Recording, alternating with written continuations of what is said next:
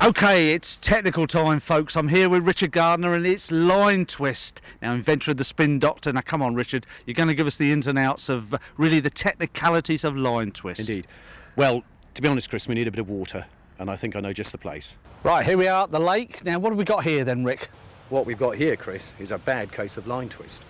You can see as we're pulling the line off. Oh dear, oh already, dear. You know, we're getting loops. I've twisted. Yeah, it's becoming unmanageable. It's becoming unmanageable. Yeah. You'd notice it at this stage if you were setting your indicators. Yeah. And we're already tip wrapped. It's a mess. I think the best thing we can do is to show you, all we've done here is simulate 3 cart runs. If we go back to the factory and I show you what we've done, then we'll come back here and I'll show you the simple bit, which is how to get rid of it. Ah, the cure. The cure. Right.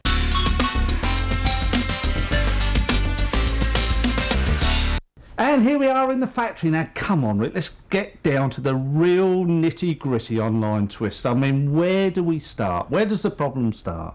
Well, I think we have to start by looking at 3 basic types of reels. There's no problem with the first 2 in terms of line twist. You've got a normal centre pin here. I think you use one of these yourself, don't you? I've got one. I'll tell you what, and I don't get line. You don't get, no, quite. You're right, I don't get the reason is the line just simply comes off a drum like that. It's coming off straight. When you wind it back on again, bat it back on again, it comes back on straight. Right. Exactly the same with multipliers, all sizes. Line comes off a revolving spool, and this happens to be geared. That's the only difference between it and a centre pin. Line goes back on the same way. So going out straight, coming back straight. No problems whatsoever. You can do it forever. The problems start with fixed spool reels. Now that's a popular carp size fixed spool reel. You load it. The big difference is that you're loading the thing over the side of the spool. Right. Now, every time the line comes over the side of that spool, every coil you put on, it takes a twist because it's turning from coming straight towards you to going sideways. Right. And it simply mechanically can't go through a right angle without getting twisted. Right. I'll show you with a demonstration How later. much line would be on this, like a standard spool? Just one turn. The length of line, what would it be? Well, I mean, in the case of this reel, about 6 inches. You're talking about a spool about 2 inches diameter, and if you go back to school, it's about 3.142, so call it 3. Right. So diameter of your spool times 3, so roughly 6 inches of line. I've actually got a little graph, little thing up here. So what you're saying, Rick, is that in fact big pit reels you do actually get less twist. Effectively, yes, because if you cast out, say, 100 yards, your big pit reel will be throwing a twist in the line for every, say, 9 inches of line, whereas if you take an extreme, the little reel throws about 4.5 inches there. This is a nightmare, this, isn't it? Well, there you go. Yeah, it would be a nightmare, and you'd throw out twice as many twists for any given cast. So, in broad terms, the bigger the spool, the less twist problems you're going to have. Okay, so far so good, Rick. Let's have a look at the real mechanics involved. Okay, now we just knocked this up to simulate 1 coil of line. So round the spool. That's 1 coil of line round the spool. Yep. Bear in mind that you've loaded your spool with several hundred yards of line. This represents probably a 6-inch coil. There'll be something like 2,000 of these on a big pit reel. Right. 2,000. Now, every time one of these comes over the edge of the spool, that simulates your line going off through the butt ring. Now, there's a twist. Exactly. You're starting to create a twist. So for every coil, you create a twist. Now, just to show that's 1 twist. If we let that go backwards to there, that's taken the twist out. Yeah, we've got. So we have in fact created 1 twist. I can show you the same thing here. If I wrap that round my hand, simulating a spool. So we've got a marker on the end there. Now there's, say, 3 coils of line there. If you hold a marker, you take it off, you can see the coils we've generated. If you untwist that, Chris, so that's 1 turn, 2 turns, 3 turns. We've now got a straight piece of line.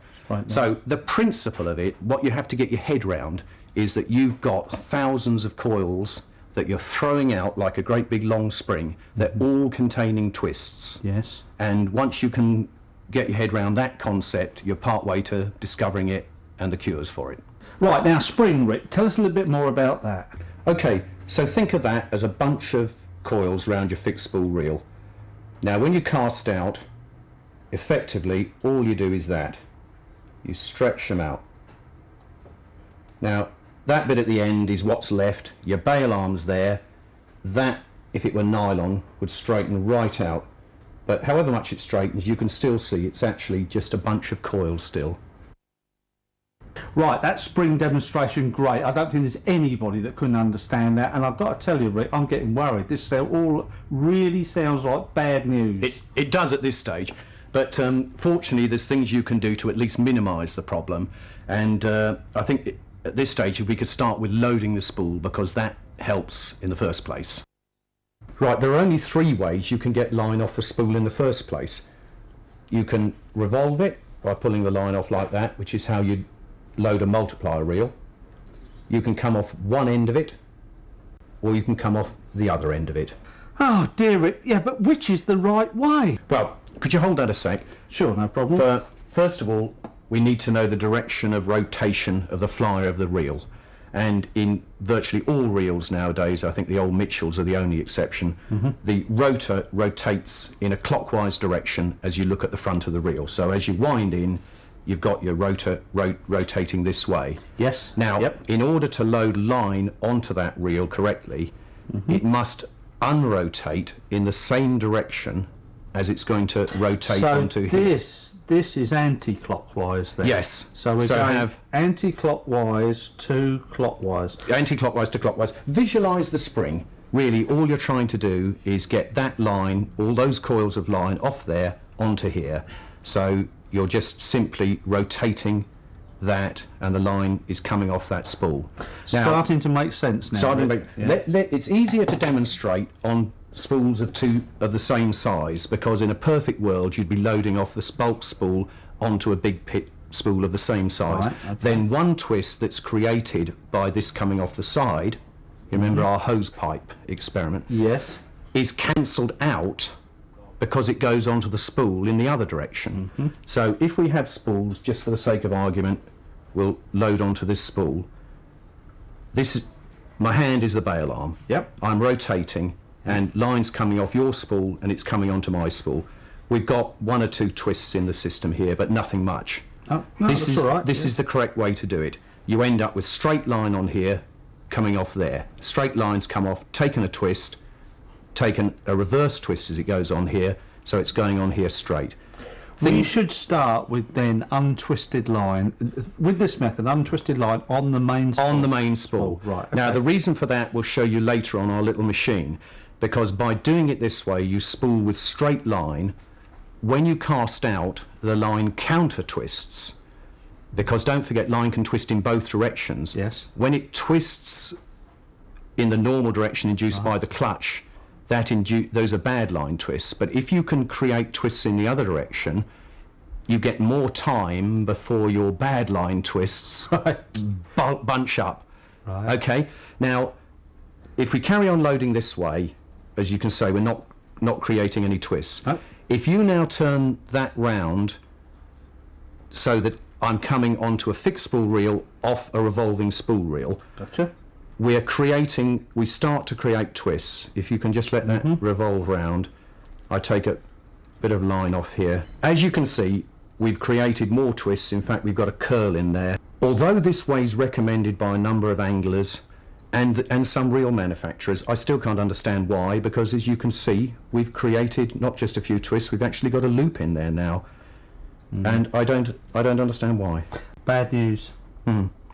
Now, it's even worse if you come off the wrong end of a bulk spool. So if you turn that round, now we'll just load a bit of line to get rid of those nasty coils and start afresh. We should come on that way.